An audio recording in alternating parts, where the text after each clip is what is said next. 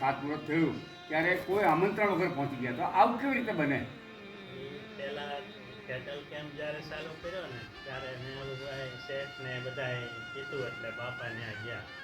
પછી શેઠને એવી ભાવના હતી કે બાપા ખાતમુહૂર્તમાં આવે, પણ બાપાને કે વારાઘડી હેરાન ન કરાય એટલે એમને કીધું નહીં.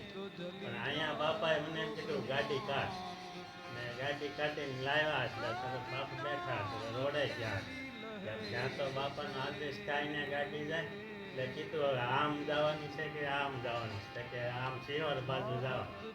શિહોર બાજુ ગયા એટલે આ દરવાજો આવ્યો ને પછી અંદર લઈ ત્યાં બધું તૈયાર કરીને શેઠ ને બધા બેઠા હતા બ્રાહ્મણો બધા.